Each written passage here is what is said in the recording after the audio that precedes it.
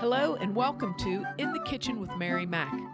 Today we're making a rhubarb cake, a really, really good rhubarb cake. This rhubarb cake could be like a breakfast cake or a tea cake. I love a breakfast cake. I'm telling you, a breakfast cake is the what best. a way to wake up in the morning and just have some cake. It's so good with just a dollop of whipped cream on it. There's no icing on this cake. It's that kind of a cake. It's a lovely, dense, heavy, moist, dare I say moist? It's an accurate description of the cake. It's a good cake. I think you could use other fruits in this. I have not used other fruits in this. I would say probably like berries, blueberries, raspberries, blackberries would be good in this.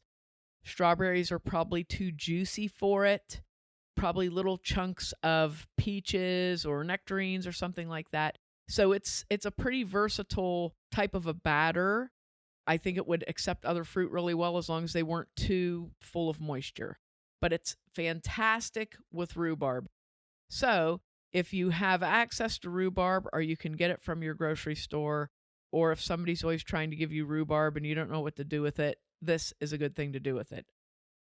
Okay, so here we go. Now this cake is baked in a deep 9x9 or 9x8 baking dish. I had the glass 9x8 baking dishes from when I made my Irish tiramisu, so I had them available. I think it would also work in a 9-inch round, like a springform pan that's a little bit deeper. I think it would work fine in there because it's not going to leak out or anything. I think it would work fine in that too. So a 9-inch, whatever you have, 9x9, 9x8, deeper sort of a pan. And you'll want to grease that really well for this cake. You'll need a half a cup of butter softened to room temperature, 1 cup of sugar, plus 2 tablespoons for sprinkling on the top at the end, 1 egg, large or extra large is fine, 1 tablespoon of Irish cream or 1 tablespoon of vanilla. I used Irish cream in it. It was very good. Half a cup of sour cream, regular or light. I used Daisy Light sour cream because if you've listened to this podcast, you know that's my go-to. Then 2 cups of flour plus 1 tablespoon of flour, 2 teaspoons of baking powder, and 1 teaspoon of salt. Then you'll need 2 cups of finely sliced rhubarb. You want it to be in about 1/4 inch thick slices, small, And that was about 8 stalks of rhubarb, 8 thinner stalks of rhubarb. I'm going to say that made almost exactly 2 cups of rhubarb, so probably close to about a pound. So what you want to do first is clean your rhubarb and then slice it into very thin slices, like I said, about a 1/4 inch thick slices. Put those into a bowl and then take that 1 tablespoon of flour and coat them well. We talked about this before in our blueberry picnic cake. If you coat fruit with flour, or actually most ingredients, if you coat them with flour before adding to a cake batter, it allows them to stay suspended in the cake batter, and that way you have them all through the cake batter. This works really well for making your own funfetti cake. We found this out last year. You can coat the sprinkles and they'll stay through the cake. So this works well with just about any kind of fruit. You just want to take that 1 tablespoon of flour, put it in there, and just keep turning the rhubarb over and over until you see that it's pretty well coated. Then set that aside. Take that 1/2 cup of softened butter and 1 cup of sugar and cream those together in a bowl until they're well blended. Then beat in your egg and your 1 tablespoon of Irish cream or vanilla and beat that in well. Then beat in your 1/2 cup of sour cream and mix that in really well. Now those are your wet ingredients. Here's your dry ingredients, and you want to blend these also in a bowl. 2 cups of flour, 2 teaspoons of baking powder, and 1 teaspoon of salt. Mix those well in a bowl. A whisk works really well for doing that. Add those to your wet ingredients and fold them over and over until they're really well mixed. This batter is very heavy, so don't think that you did something wrong if it looks like you're mixing up cement or plaster or something like that. 'Cause this is a really heavy, dense batter.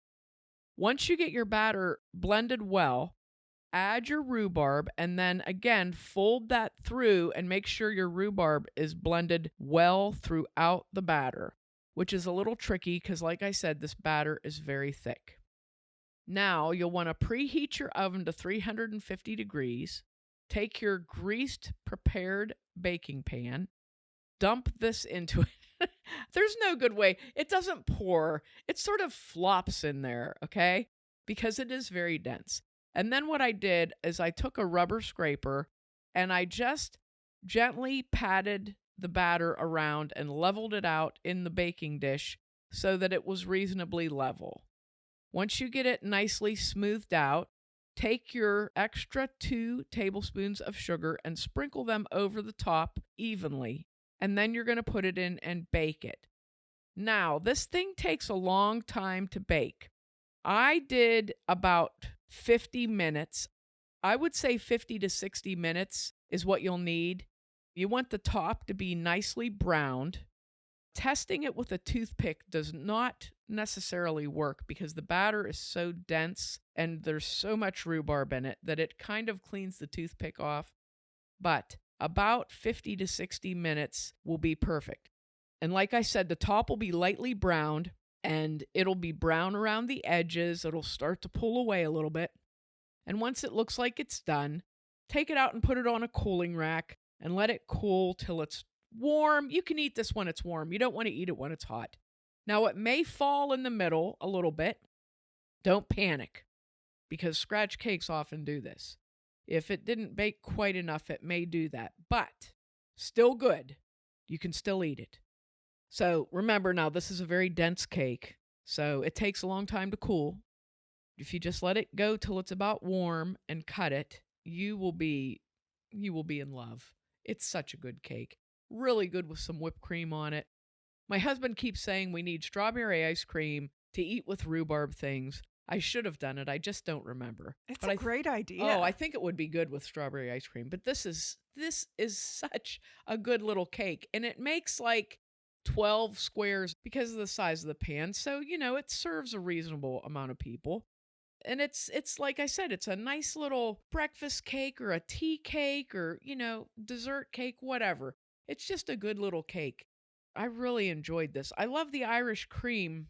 I don't know, it just lends a very nice flavor to it. It's a really good cake. So if you have rhubarb available, give this a try. This is really good, fairly simple to make. It's just a long bake, but other than that, it's a good cake. Give it a try. Let me know what you think about it. And make sure to check us out online on Facebook at Mary Mac Bakehouse, on Instagram at Mary Mac Bakehouse and Mary Mac Podcast, on Twitter at Mobile Mary Mac, and on our website, marymacpodcast.com. Thanks a lot for listening if you did, and if you didn't, too bad for you.